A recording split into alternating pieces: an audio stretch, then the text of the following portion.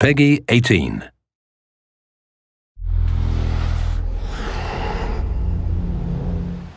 Hi, my name is Ashraf Ismail, Game Director of Assassin's Creed 4 Black Flag, and I'm very proud to be showing off the Caribbean open world. Here, we're going to start with Edward. After completing a few missions, he's met up with the assassins, but he's not yet bought into the creed, so he still has this selfish need for fame and fortune. Edward is one of the most unique characters we've created for the Assassin's Creed universe. He is a man who is still trying to figure out who he is in life and what he wants to get out of it. At this point in the story, he still wants that fame, so one way to get it is to complete these assassination contracts. This is a way to make money and to gain a bit of notoriety. So here we go. We have 2 targets to take out, 2 Templar brothers. So we're going to accept the contract, and the world map is going to show us where this contract takes place. So we see here that the contract is actually very close to us. It starts in the village we're in, but as we zoom out, we want to show you the world that we have. Many locations, over 50 locations, centered by Cuba, the Bahamas, and Florida up north. This is a massive world. There's a lot to find and do in this Caribbean Sea. But now we'll get back to the Fisherman Village and go after our targets. The Fisherman Village, it's one type of location in this world. It's really here as a convenience to the player. This is where you can start missions, where you can shop to upgrade Edward and the Jackdaw itself. It's really about the mood and the ambiance of the Caribbean Sea. In the distance, we have a tavern that we're approaching. Taverns are places where you can hire crew, play mini games, drink if you wish. But for now, we're going to focus on the targets and take them out.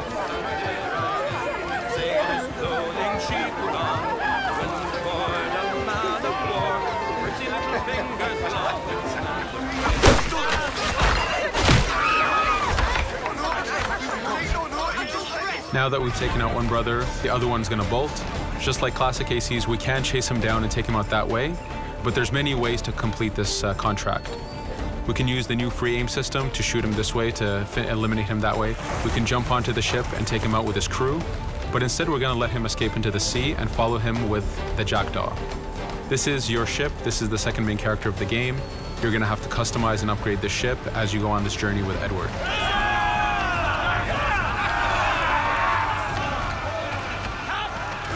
We've seamlessly gone from a ground chase right into a naval chase. We could destroy the ship and complete the contract that way, but instead, using the spyglass, we can see that he's carrying a lot of rum. Rum is important in the economy system. It's one way of making a lot of money if you sell it properly. So instead of destroying the ship, we're going to plunder that ship. Fire! Here you can see the upgrades that we've made into the naval combat. Using the front cannons, you can shoot chain shots to slow down the ship. Using the new round shot mechanic of trajectory aiming, you can aim for the hull and do a lot of damage this way. This specific enemy is what we call a frigate. Frigates are the type of ships that you need to destroy as fast as you can, because the longer the fight lasts, the more damage they're capable of doing. We have other enemy types like the Charger or the Man of War. The Man of War is a massive ship capable of carrying over 100 cannons. These are ships that you really need to upgrade to be able to face. But now that this frigate has been demasted, we can start the boarding. Boarding, it's very important. You are a pirate. This is how you gain cargo. This is how you take on ships. So here we can start the boarding from any orientation or angle we wish. The distance even matters. If you get too close, the 2 crews will just jump right into each other. If you start a bit further, you can jump in the water and go in for a sneak stealth attack. We have 2 objectives to accomplish for this boarding. We can take out the captain, and we need to take out some of his crew. So using the swivel gun, we will efficiently take out a lot of the crew. And now we'll go for the captain using Edward's navigation abilities. Here, again, using the new free aim system, we have a dangerous enemy on the other side taking out our crew. We can easily take him out with a headshot. So what we see here is that 2 ships have come together to create this 3D environment where, using your assassin abilities to navigate, to be stealthy, you can take the advantage and get the kill by surprise. Now that we've taken out the captain, we still need to take out a few of the crew members to complete this boarding. Now that we've plundered the ship, we're going to gain that rum that we saw earlier, but we're also going to gain ammo and crew members and some gold. With every boarding, there's 3 options that you can do with that ship. You can gain crew members, you can send the ship to your fleet if you wish, or you can salvage a ship to repair the jackdaw if you took too much damage in the fight. In this case, since we did well, we're going to send the ship to our fleet. Now that we're back in the Caribbean Sea, we needed to make sure that every minute something is being advertised to the player, something new for the player to do. In this case, we have this uncharted location. These are what we call playas. We have over 75 of these in the Caribbean world. Every playa has something very important for the player to find, something that will help in upgrading Edward or the jackdaw. So it's in your advantage to explore these locations.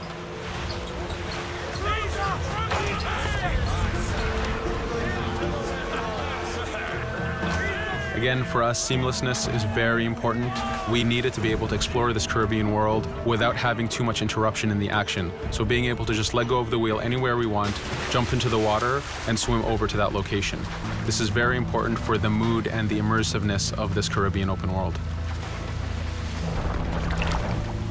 Here, as we get on the playa, in the distance we can see that there's a faction battle, but closer to us we can see that there's this poor drunken sailor who's passed away. But being a pirate, of course, we're going to loot his body and see what he has for us.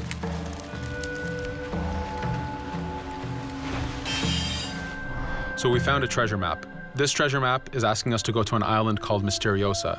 Every time you find one of these, you know that you're going to find a treasure that is linked to the progression of the jackdaw or Edward, so they are very valuable. Here we're going to take a look at that faction battle. We have a British ship facing off against a Spanish ship. We could jump in and take advantage of this opportunity, allowing each ship to weaken the other and for us to plunder both. But now we're going to make our way back to the jackdaw. Again, this is the second main character of the game. There's a lot of customization and a lot of upgrading to do on the jackdaw. You can upgrade all the weapons to fit the playstyle you wish. Now, as we get onto the jackdaw, we can see that the crew is cheering for us. Edward has a really close relationship with his first mate, Adewale, standing right there, and with his crew.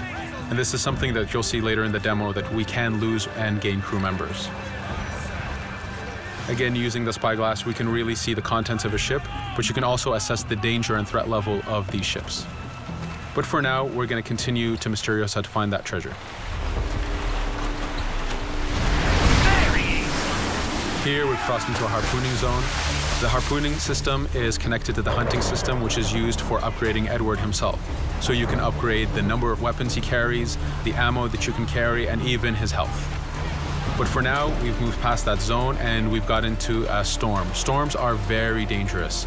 If you're not careful, if you don't know how to navigate a storm, you will take damage to your ship and you will lose crew members. In the distance, we can see a water spout. This is a tornado in the ocean. These are very dangerous. They can suck you in, and when they do, they tear the ship apart and take out your crew. Here we can see its effect on a ship. This poor ship got sucked in and got destroyed. Storms are very dangerous, but we wanted the player to take advantage of this. When you've mastered a storm, when you know how these systems work, you can pull enemies into a storm and let the storm do damage for you. So there is a strategic element to using a storm in the world.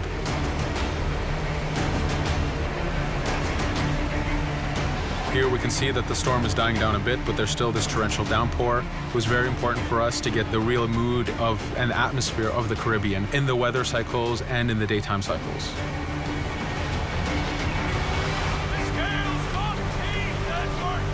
But here, since we've survived the storm, did pretty well, let's order our crew to sing. Sea shanties are a part of this game. It's a collectible that you can find in the world. So the more you find, the bigger playlist you have for your crew. But for now, we've made it to Misteriosa. So again, we're going to seamlessly get off our ship and explore this location. Misteriosa is a Mayan ruin. Mayan ruins are heavy with stealth and navigation capacities. There's a lot of treasures and hidden discoveries to be found in these locations.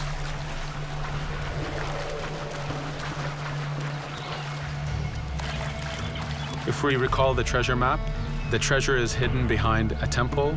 So just by quickly looking around, we can see that temple looks about right. So that's our objective. We'll head there. As we go this way, we can see there's a lot of guards on the beach. We could go in and fight them if we wish to, but to show off that this is a mini open world, we're going to try to find a different route to get to our objective. Here, we've seen a guard. We don't want to alert him, and we don't want to alert the guards on the beach, so we're going to use our stealth ability to take him out silently. No te muevas.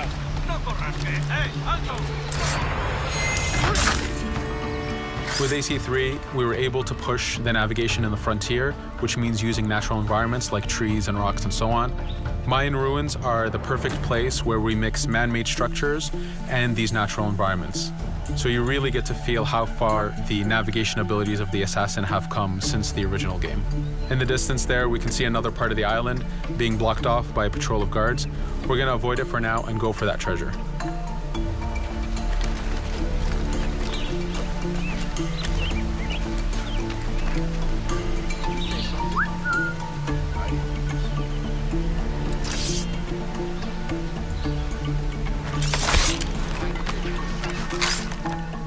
It's important for us to be able to give the players new tools, specifically for stealth. In this case, we have the blowpipe.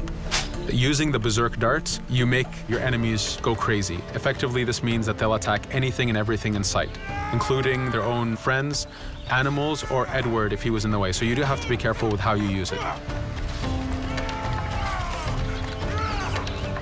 But now that we've caused a distraction, if we happen to fall down there, at least there's already a bit of damage done for us. But using our navigation skills, we're able to get past that area without any trouble. There in the distance, you can see the jackdaw placed exactly where you left it when you got onto this location. It's really important for us to show the beauty of this Caribbean world. The Caribbean has some amazing vistas, and we pushed ourselves to replicate this in the game.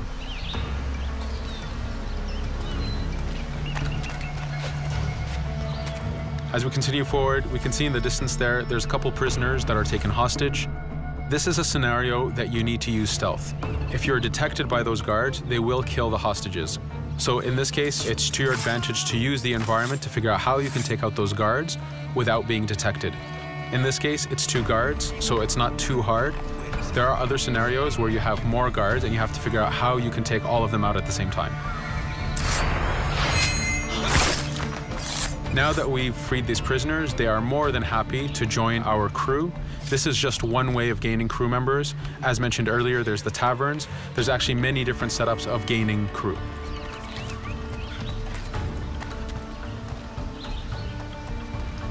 Here, we're going to go back to the treasure map. We can see that the treasure is actually behind the temple near a fountain. So if we just look around, we can see that it's around here.